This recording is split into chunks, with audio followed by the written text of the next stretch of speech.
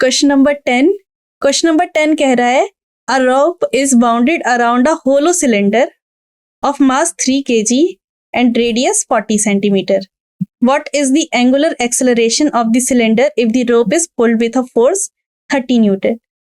ठीक है, तो एक रोप है जिसको एक सिलेंडर के चारों ओर बाउंड कर रखा है, और कैसा सिलेंडर है? होलो सिलेंडर है, एंड मास हमें गिवन है 2 kg, रेडियस हमें गिवन है 40 सेंटीमीटर, मीटर में इसको कन्वर्ट कर लेना 0.4 मीटर। हमसे अल्फा पूछा गया है। ओके, ये हमें फाइंड आउट करना है। अगर हमें फोर्स दे रखी है दैट इज 30 न्यूटन। ओके, कैसे होगा ये क्वेश्चन सॉल्व? मतलब अगर डायग्राम बनाए तो एक सिलेंडर है, यहां पर रोप लगा रखी है एंड रोप को खींचा जा रहा है नीचे की साइड, एंड खींचा जा रहा है विथ अ फोर्स 30 न्यूटन, और इसका रेडियस है 40 सेंटीमीटर। तो अर्जुन, आप जो परपेंडिकुलर, अर्जुन आपने स्टार्टिंग में एक फॉर्मूला पूछा था, मैं बार बार बता रही थी कि ये फॉर्मूला बहुत यूज में आने वाला है, torque equals to I alpha. Time आ चुका है इस फॉर्मूले को यूज करने का, टॉर्क इक्वल टू आई अल्फा। योगेश कह रहे हैं ए ऑप्शन करेक्ट है। ओके, सो चेक करते हैं। Torque equal to I alpha होता है, हमें अल्फा कैलकुलेट करना है। Moment of inertia hollow cylinder का क्या होता है? Moment of inertia hollow cylinder का होता है mr स्क्वायर। तो आई निकल जाएगा बिकॉज हमारे पास आर है, हमारे पास एम है, टॉर्क निकल जाएगा। अर्जुन कह रहे हैं बी ऑप्शन। ओके, यूनिट्स का डिफरेंस आ रहा है आपके आंसर्स में, देख सकते हैं हम। टॉर्क का होता है आर क्रॉस एफ, बट यहां पर कुछ वेक्टर नहीं दे रखा तो हम स्केलर फॉर्म में ही लिख देंगे आर एफ। तो ये अप्लाई करोगे आप, टॉर्क का फॉर्मूला यहां डालोगे, मोमेंट ऑफ इनर्शिया का फॉर्मूला यहां डालोगे, एंड एंगुलर एक्सेलरेशन कैलकुलेट कर देंगे। ओके, देखते करेक्ट आंसर क्या है। बी ऑप्शन, अर्जुन ने करेक्ट आंसर फाइंड आउट किया। योगेश, आपने भी करेक्ट आंसर फाइंड आउट किया था, कुछ यूनिट का प्रॉब्लम हो गया था आई थिंक। तो एक और बार चेक कर लीजिए अपनी कैलकुलेशन। ओके, ये इसका डायग्राम है, सिलेंडर है, फोर्स लग रही है, ये दे रखा है, तो सारी वैल्यूज को पुट किया and alpha 25 radian per second square आया। ओके, नेक्स्ट क्वेश्चन पे चले। तो अब नेक्स्ट क्वेश्चन को सॉल्व करते हैं।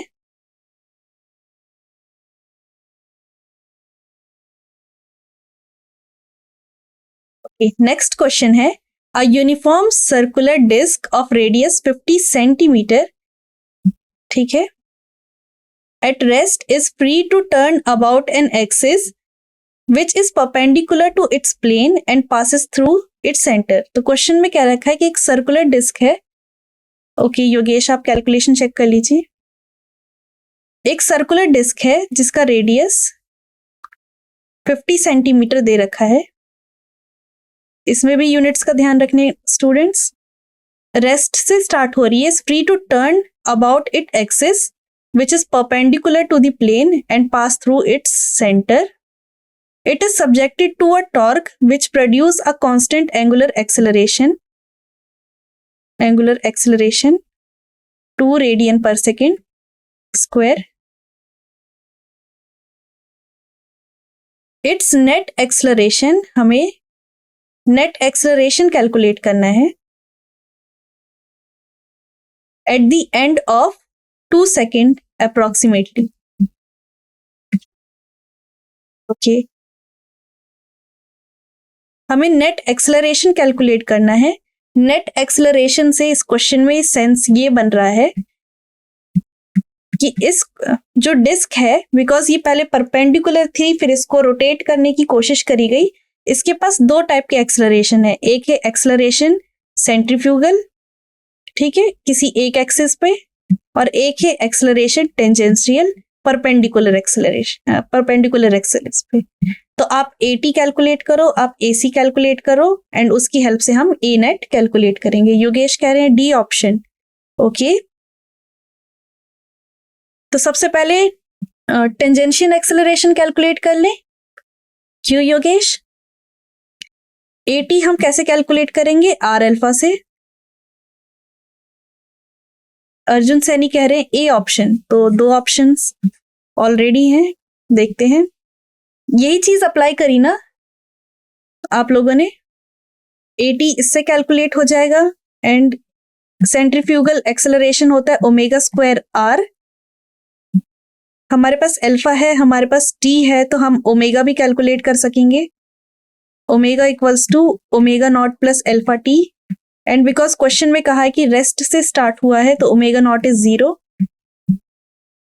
अल्फा है, T है, तो उससे ओमेगा कैलकुलेट हो जाएगा।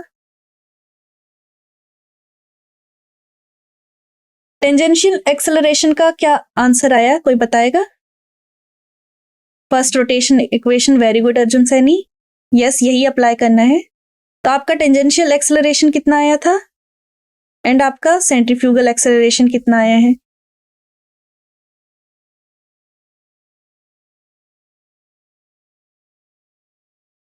R is 0.5, acceleration is 2।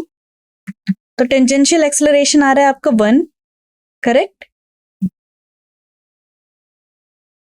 Omega की वैल्यू क्या आ रही है आपकी? 4। तो AC क्या हो जाएगा आपका? 4 × 4, और R है आपका 1/2, 8। तो A नेट क्या हो जाएगा आपका? कुछ मिस्टेक हो रही है क्या इसमें कैलकुलेशन में? ये एंड आप क्या करोगे? अब A नेट निकालने के लिए 8 का स्क्वायर प्लस AT का स्क्वायर आप कर दोगे 65। कहीं कुछ मिस्टेक हुई आएगा इस कैलकुलेशन में। इसका फाइनल आंसर हम देख लेते हैं। बाकी करने का तरीका यही था कि आपको AC कैलकुलेट करना है, AT कैलकुलेट करना है। AT हमारा R × अल्फा हो जाएगा। हेलो प्राची। एंड AC आपका ओमेगा स्क्वायर R हो जाएगा। ओमेगा कैसे कैलकुलेट करें? ओमेगा का फॉर्मूला हो जाएगा omega naught plus alpha T। ये अर्जुन ने हमें बताया था। तो इन सब की वैल्यूज पुट करनी है, and A is the correct option. Arjun okay, Arjun and Yogesh दोनों ने A ऑप्शन कैलकुलेट किया था। तो AT हमारा 1 मीटर पर सेकंड स्क्वायर, ये हमने करेक्टली फाइंड आउट कर लिया था। एंड AC हमारा 8। ओके, अप्रॉक्स आंसर आपका 8 मीटर पर सेकंड स्क्वायर आ रहा है। ठीक है, A is the correct option. Okay Yogesh, तो अर्जुन एंड योगेश दोनों ने करेक्ट आंसर फाइंड आउट किया, 8 मीटर पर second square. So I hope आपको ये क्वेश्चन क्लियर होगा। क्लियर? अब हम नेक्स्ट क्वेश्चन पे चले। नेक्स्ट क्वेश्चन एक कंसेप्चुअल बेस्ड क्वेश्चन है।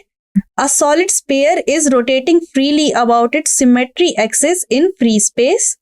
The radius of sphere is increasing. Radius को हम इंक्रीज करते जा रहे हैं। is increasing keeping its mass same, mass constant है। Which of the physical quantity would remain constant for the sphere? कौन सी फिजिकल क्वांटिटी इस स्पेयर के लिए करेक्ट होगी, मतलब कांस्टेंट रहेगी? Angular velocity, movement of inertia, angular momentum, या rotational kinetic energy? एक सॉलिड स्पेयर है जो फ्रीली अपनी सिमेट्री पे रोटेट कर रहा है, हम उसके रेडियस को इंक्रीज करते जा रहे हैं, मास कांस्टेंट है। तो इनमें से कौन सी फिजिकल क्वांटिटी कांस्टेंट रहेगी?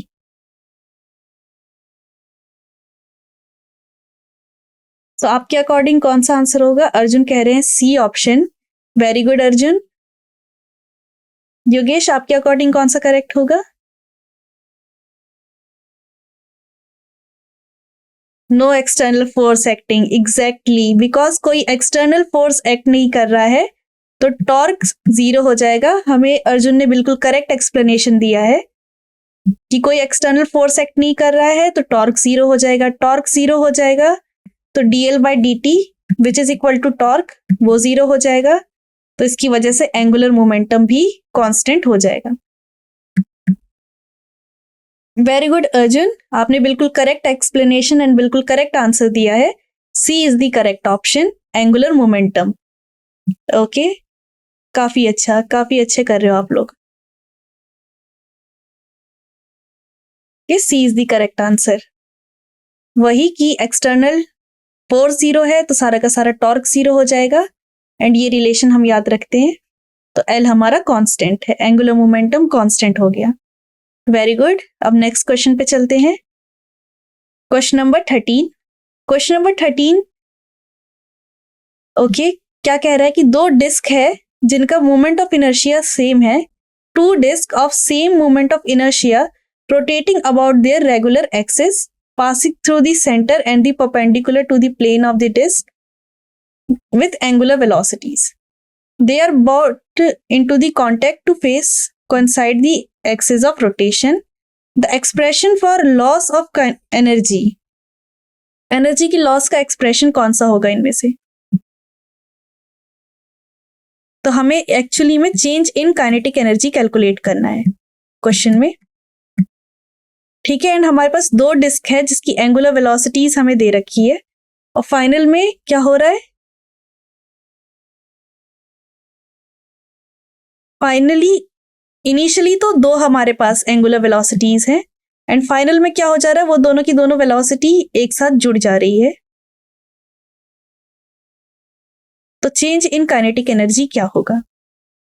कैसे कैलकुलेट करेंगे इसको? क्वेश्चन को आप फिर से पढ़ सकते हो कि दो डिस्क है of same moment of inertia, I इनका सेम है, rotating about their regular axis, passing through the center and perpendicular to the plane of disk with angular velocities. Arjun कह रहे हैं ए ऑप्शन करेक्ट है, 1/4 half omega 1 minus omega 2 whole square. Check करते हैं। They are brought into contact face to face coincide the axis of rotation. Law of conservation of angular momentum. Correct, बिल्कुल सही। Kinetic energy initial आपने क्या लिखा? Half I omega 1 square plus half I omega 2 square, correct. And kinetic energy final आपने क्या लिखा? Half I omega square, and omega आप लोगों ने law of conservation of momentum से, एंगुलर मोमेंटम से कैलकुलेट कर दिया होगा, जैसे कि अर्जुन बता रहे हैं, एंड योगेश ने भी ए ऑप्शन कैलकुलेट किया है। And yes, A is the correct option. Very good Arjun, very good Yogesh Sharma, आप दोनों काफी अच्छा परफॉर्म कर रहे हैं। सो आप लोगों ने change in kinetic energy calculate कर लिया होगा। सो यस, ए इसका करेक्ट आंसर है। किसी को कोई डाउट है तो आप कमेंट सेक्शन में लिख सकते हैं, जैसे कि अर्जुन एंड योगेश कर रहे हैं। काफी अच्छा परफॉर्म कर रहे हैं ये दोनों students. And yes, A is the correct option. आप लोगों ने कंजर्वेशन ऑफ एंगुलर मोमेंटम यहां पर अप्लाई किया and change in kinetic energy find out कर ली। Very good. तो अब नेक्स्ट क्वेश्चन पे चले। ओके, ये काफी अच्छा क्वेश्चन है। From a disc of radius R and mass M, एक डिस्क है हमारे पास जिसका रेडियस आर है एंड मास एम है, उससे एक सर्कुलर होल को कट किया गया एंड उस सर्कुलर होल का डायमीटर आर है। एक सर्कुलर होल कैलकुलेट किया एंड इस होल का पूरे का डायमीटर आर है। Whose rim pass through the centre is cut, इस तरीके से कट किया गया है। What is the moment of inertia of remaining part? हमें moment of inertia remaining part calculate करना है। About a perpendicular axis passing through the centre, अगर परपेंडिकुलर एक्सिस से जो सेंटर से पास हो रही है वहां से अगर हम मोमेंट ऑफ इनर्शिया कैलकुलेट करें तो वो किसके इक्वल आएगा? तो कैसे करेंगे इस क्वेश्चन को सॉल्व? आई रिमेनिंग किसके इक्वल होगा? आई टोटल माइनस आई जो हमने ये निकाल दिया गया है, रिमूव्ड पार्ट, इसको रिमूव्ड कह देते हैं। ओके, आई टोटल किसके इक्वल होगा और आई रिमूव्ड किसके इक्वल होगा? कोई बता सकता है? Total moment of inertia disc का हाफ mr² होता है, करेक्ट। अब आई रिमूव्ड कैसे कैलकुलेट करें? वो भी परपेंडिकुलर एक्सिस वाला।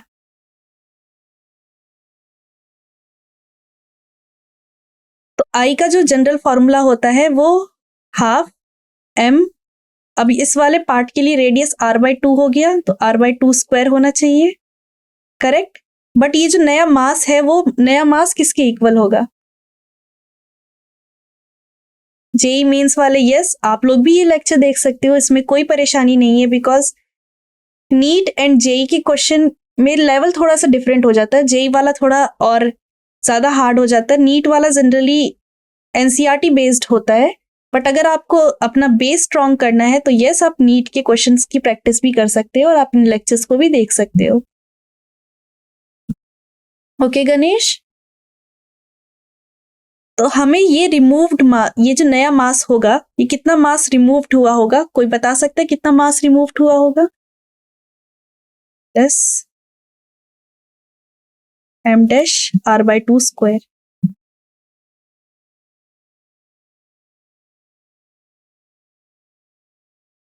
आई इक्वल है हमारा हाफ m'(r/2 का स्क्वायर, एंड बिकॉज हमें परपेंडिकुलर एक्सिस वाला फाइंड आउट करना है तो m', बिकॉज क्वेश्चन में पूछा गया है अबाउट परपेंडिकुलर एक्सिस, m'(r/2 का होल स्क्वायर। अब m' की वैल्यू आप कैलकुलेट कर लो तो आपको आई रिमूव्ड मिल जाएगा। तो कितना मास निकला होगा? आप लोग एज्यूम कर सकते हो कि कितने सर्कल का एरिया जुड़ के ये पूरा का पूरा सर्कल बना होगा।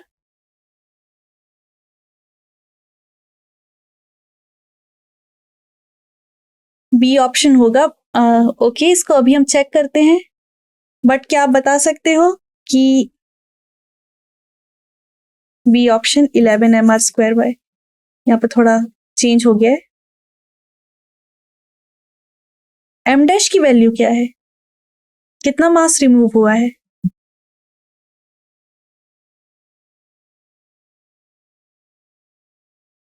इसको आपको एज्यूम करना होगा कि कितना। अर्जुन सैनी कह रहे बी ऑप्शन।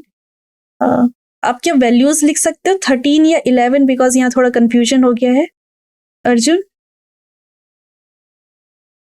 m'(m/4) आपको पता चल गया होगा कि 1/4 मास निकल चुका है पूरे डिस्क का।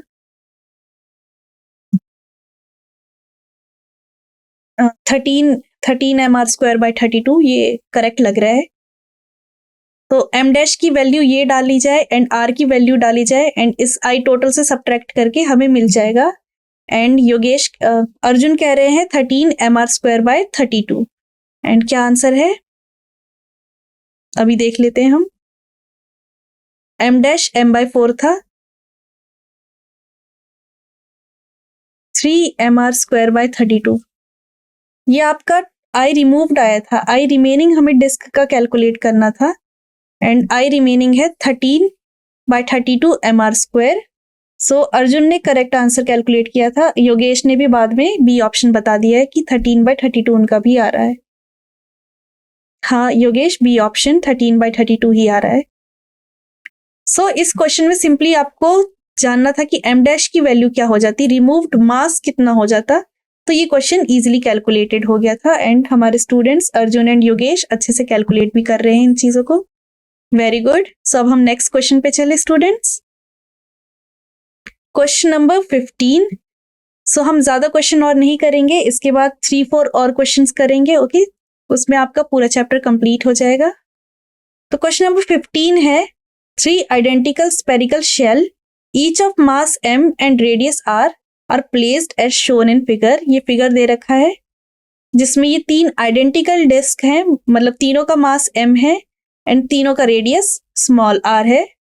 ये x हमने एक एक्सिस कंसीडर कर रखी है विच इज टचिंग 2 शेल। इन 2 शेल को खाली टच कर रही है एंड थर्ड शेल को बीच से डिवाइड कर रही है, उसके डायमीटर से जा रही है। तो इस पूरे सिस्टम का मोमेंट ऑफ इनर्शिया क्या होगा? आई टोटल हमें बताना है मोमेंट ऑफ इनर्शिया क्या होगा।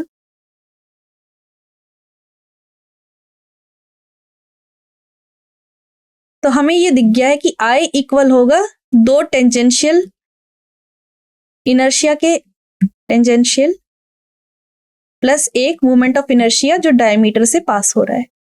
बस अब क्या करना है, हमें I tangential and I diameter calculate करना है, फाइनल आंसर आ जाएगा। तो आई डायमीटर क्या होगा? अगर स्पेरिकल शेल है तो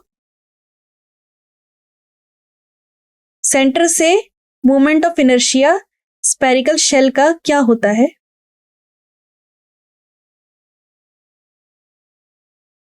हमें ये वैल्यू याद रखनी होगी कि 2/3 mr² होता है। आई टेंजेंशियल हम कैलकुलेट कर सकते हैं 2/3 mr² प्लस mr² से। अब क्या करनी है, ये वैल्यू एंड ये वैल्यू इस इक्वेशन में पुट करनी है एंड फाइनल आंसर कैलकुलेट हो जाएगा। सो फाइनल आंसर कैलकुलेट करके बताओ स्टूडेंट्स कि कौन सा आंसर मैच कर रहा है। ये क्वेश्चन क्लियर है योगेश? जल्दी में थोड़ा गलत हो गया, कोई बात नहीं योगेश, आप टाइम ले सकते हो। एंड लाइक पेपर में ज्यादातर हर एक क्वेश्चन को आप ओके अर्जुन सैनी बता रहे कि पैरेलल एक्सिस थ्योरम लगानी है एंड ऑप्शन सी आ जाएगा 4mr²। I guess option C correct है एंड आप जो बता रहे हो वो भी करेक्ट है। तो स्टूडेंट्स आपको पता है ना कि नीट में हर एक क्वेश्चन सॉल्व करने के लिए अराउंड आप 3 मिनट ले सकते हो एंड अगर लेंदी क्वेश्चन है तो आप उसमें थोड़ा और टाइम ले सकते हो, क्योंकि कुछ ना कुछ क्वेश्चंस ऐसे आएंगे जिसके आप देख के ही सीधे टिक लगा लोगे।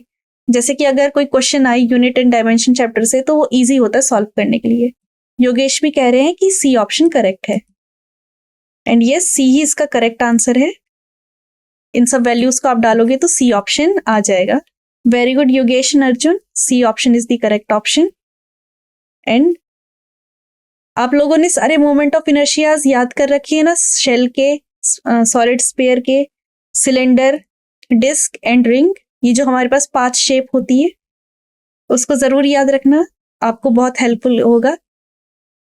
4mr² is the final answer. So Arjun and Yogesh आपने बिल्कुल करेक्ट आंसर फाइंड आउट किया है। अब हम नेक्स्ट क्वेश्चन पे चल सकते हैं। नेक्स्ट क्वेश्चन नंबर 16 क्या कह रहा है? एक डिस्क है, रेडियस 2 मीटर का एंड मास है 100 kg का, rolls on a horizontal floor. Mohit 3mr², आपने थोड़ी सी शायद कैलकुलेशन मिस्टेक कर दी है, उसका फाइनल आंसर 4mr² था। आप एक और बार अपनी कैलकुलेशन देख लीजिएगा। ओके एंड क्वेश्चन अगर आपको देखना है तो आप वीडियो को थोड़ा स्किप भी करके आप चेक कर लीजिए। ओके एक डिस्क है जिसका रेडियस हमें दे रखा है, मास हमें दे रखा है, इट्स सेंटर ऑफ मास है स्पीड, सेंटर ऑफ मास की स्पीड दे रखी है, how much work is needed to stop it, and हमें वर्क पूछा गया है कि कितना वर्क हमें यूज करना होगा स्टॉप करने के लिए उस डिस्क को जो हॉरिजॉन्टल फ्लोर पे रोल कर रहा है। तो कैसे फाइंड आउट करेंगे इस क्वेश्चन को?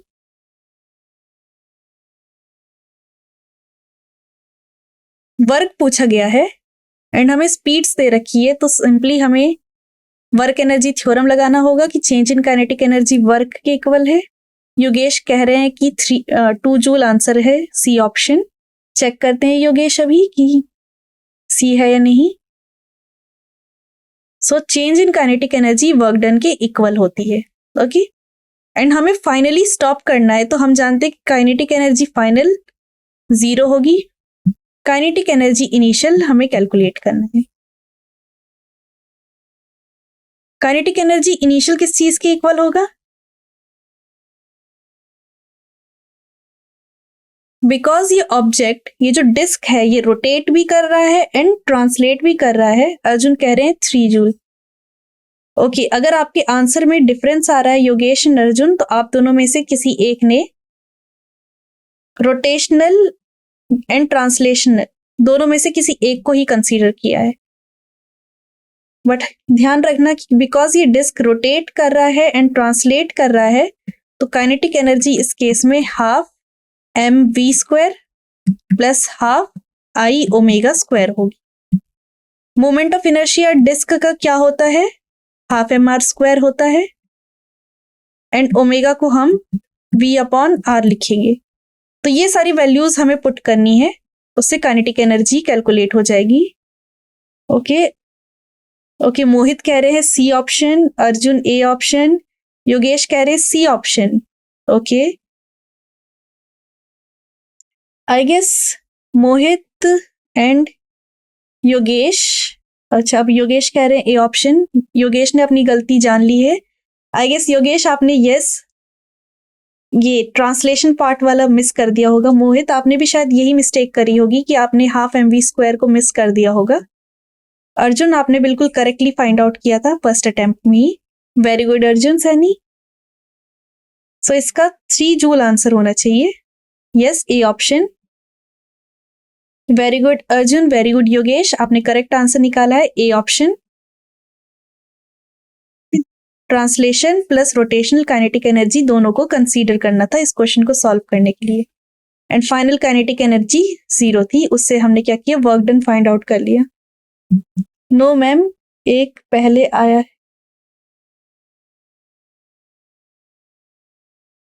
आप क्या कहना चाह रहे हो? अच्छा ठीक है, वो सी पहले लिखा हुआ था। ओके ओके ओके, तो आपने भी करेक्ट फाइंड आउट किया है, ए ऑप्शन। ओके योगेश, वो सी पुराने वाले क्वेश्चन का ऑप्शन था। ओके, क्लियर हो गया मुझे। सो दोनों ने करेक्ट आंसर निकाला है विच इज 3 जूल। अब हम नेक्स्ट क्वेश्चन पे चल सकते हैं students. Okay, question number 17। Question number 17 कह रहा है a solid cylinder of mass 2 kg and radius 50 centimeter rolls up an inclined plane at an inclination 30 degree. Okay, एक इंक्लाइंड प्लेन है जिसका इंक्लिनेशन 30 डिग्री है, उस पे एक सॉलिड स्पेयर है, सिलेंडर है, सॉलिड सिलेंडर,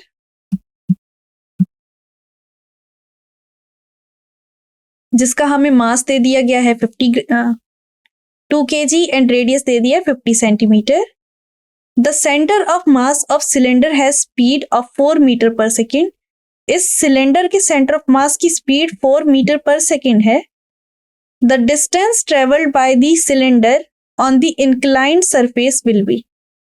कितना डिस्टेंस ये सिलेंडर ट्रेवल करेगा इंक्लाइंड सरफेस पे, वो हमें बताना है।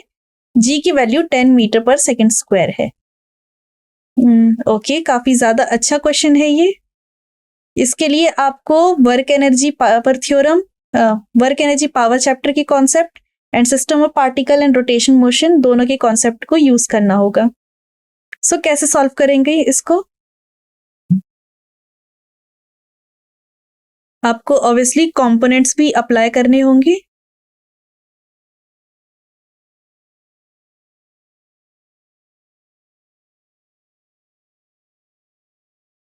यस योगेश, आपका आंसर ए ही था।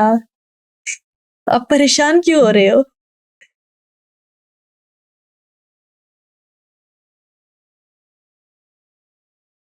सो इस क्वेश्चन को सॉल्व करते हैं अब। वो क्वेश्चन क्लियर हो गया है एंड यस, आपने करेक्ट आंसर दिया था अर्जुन की तरह, ए ऑप्शन। एक सॉलिड सिलेंडर है, मास 2 kg, रेडियस। ओके, तो इस क्वेश्चन को कैसे सॉल्व करेंगे? इसके लिए हमें कंजर्वेशन ऑफ एनर्जी अप्लाई करना पड़ेगा।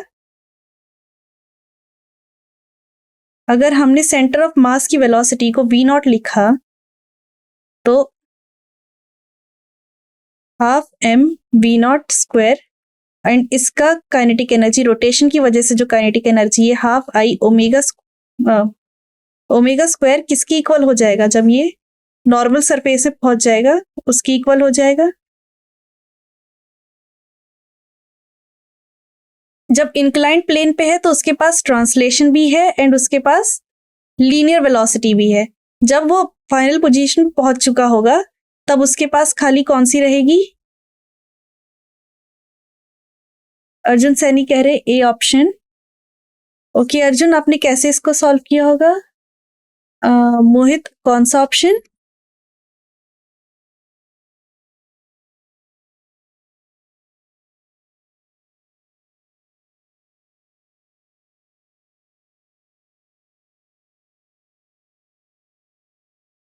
ये इस वाले पोजीशन पे एंड ऊपर वाली पोजीशन पे mgh होगा, एंड जहां पर हाइट किसकी इक्वल होगी? इस हाइट का इसके साथ रिलेशन क्या होगा? साइन थीटा की टर्म्स में होगा। योगेश कह रहे ए ऑप्शन, जो कि हो जाएगा mg, अगर इस डिस्टेंस को d कह दे, mg d sine theta, and हमें ये d कैलकुलेट करना है। तो आप लोगों ने ऐसे ही यूज किया। ओके, ए ऑप्शन देख लेते हैं कि करेक्ट आंसर क्या है, and A is the correct option. Very good Arjun and very good Yogesh, आप दोनों ने करेक्ट आंसर निकाला काइनेटिक एनर्जी थ्योरम को यूज करके, कंजर्वेशन ऑफ एनर्जी को यूज करके। सो आप लोगों को सारे मोमेंट ऑफ इनर्शिया याद होंगे, तभी आप इस क्वेश्चन को इतने इजीली सॉल्व कर पाए हो। काफी अच्छा लग रहा है इस चीज को देख के। So 2.5 metre is the correct answer. तो अब नेक्स्ट क्वेश्चन पे चले, एंड वो हमारा लास्ट क्वेश्चन होगा आज का। एक सॉलिड स्पेयर है इन दी रोलिंग मोशन। याद रखना, सिस्टम ऑफ पार्टिकल से रोलिंग मोशन के भी बहुत अच्छे क्वेश्चंस आ जाते हैं। तो ये लास्ट क्वेश्चन हम रोलिंग मोशन पे ही करने वाले हैं। Okay, so solid sphere is in rolling motion. In rolling motion a body possesses, अगर कोई बॉडी रोलिंग मोशन कर रही है तो उसके पास दोनों टाइप की एनर्जी होगी, काइनेटिक एनर्जी भी एंड रोटेशनल काइनेटिक एनर्जी भी, ट्रांसलेशन एंड रोटेशनल। हमें रेशो बताना है translation divided by translation plus rotation का। के ट्रांसलेशन डिवाइडेड बाय के ट्रांसलेशन प्लस के रोटेशन का हमें रेशो बताना है। के ट्रांसलेशन तो हमें क्लियर है कि हाफ एम वी स्क्वायर हो जाएगा। के rotational half M V square plus half I omega square. Solid sphere का सिंपली आपको मोमेंट ऑफ इनर्शिया पुट करना है, एंड इनमें से ऑप्शन मैच करके देखने हैं कि कौन सा आंसर मैच कर रहा होगा। तो सॉलिड स्पेयर का मोमेंट ऑफ इनर्शिया क्या होता है? 2/5 एम आर स्क्वायर। तो ये वैल्यू आप आई की पुट करोगे, ओमेगा को क्या लिखेंगे हम? v अपॉन आर लिखेंगे, एंड फाइनल आंसर कैलकुलेट कर लेंगे। सो क्या आंसर आ रहा है? मोहित, आप भी ट्राई कीजिए कि कौन सा आंसर आपका करेक्ट आ रहा है। अर्जुन ने कहा D option. Okay, 5। Okay,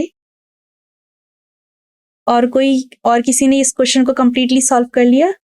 Arjun, आप कह रहे I think D option. Okay, तो आप लाइक माइंड में कैलकुलेशन कर रहे हैं इन सब चीजों की। ये भी काफी अच्छी प्रैक्टिस है कि अगर कोई क्वेश्चन इजी दिख रहा है तो जब आप घर पे वो क्वेश्चन कर रहे हो तो उसकी प्रैक्टिस आप अपने ब्रेन में करो ना, आपकी थिंकिंग स्पीड जो होती है वो जल्दी इंक्रीज हो जाती है। तो ये भी देख के काफी अच्छा लगा Arjun Saini, very good.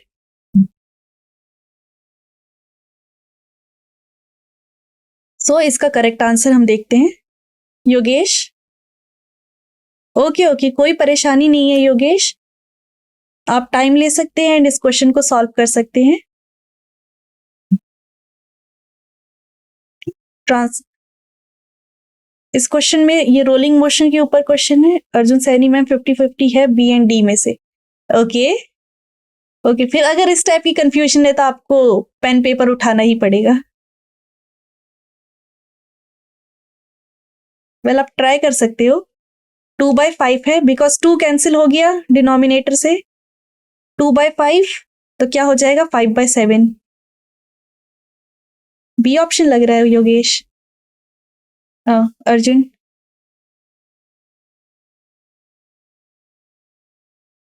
Last question है तो कर लेता हूं। योगेश कह रहे हैं डी ऑप्शन।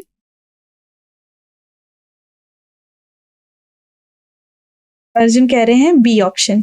करेक्ट आंसर देखें, B is the correct answer. Okay, जैसा कि ब्रेन में कैलकुलेशन आप लोग कर रहे थे तो वो देख के काफी अच्छा लगा। बाकी सारी चीजें आपको क्लियर थी। 5/7 इसका करेक्ट आंसर है। तो आज की क्लास बहुत अच्छी लगी। योगेश एंड अर्जुन, आपने पूरी क्लास में पूरा इंटरेक्टिव बना के रखा एंड आप लोग क्वेश्चंस के आंसर देते रहे, तो ये काफी अच्छा लगा। सो फील हो रहा है कि बहुत सारे स्टूडेंट्स नीट में बहुत अच्छा करने वाले हैं, बिकॉज वो नीट के प्रीवियस ईयर क्वेश्चन को इजीली सॉल्व कर पा रहे हैं। तो हमेशा ध्यान रखना, अगर कोई चैप्टर आपने पढ़ लिया है एंड किसी कॉम्पिटेटिव एग्जाम की तैयारी कर रहे हो तो उसके प्रीवियस ईयर क्वेश्चंस को जरूर अच्छे से प्रैक्टिस करें, क्योंकि ज्यादातर क्वेश्चंस जैसे कि नीट है या जेई है उसका सिलेबस थोड़ा कंस्ट्रेन होता है, एंड बिकॉज सिलेबस कंस्ट्रेन होता है तो हमें पता होता है कि इसी टाइप के क्वेश्चन सब बार बार रिपीट होने वाले हैं।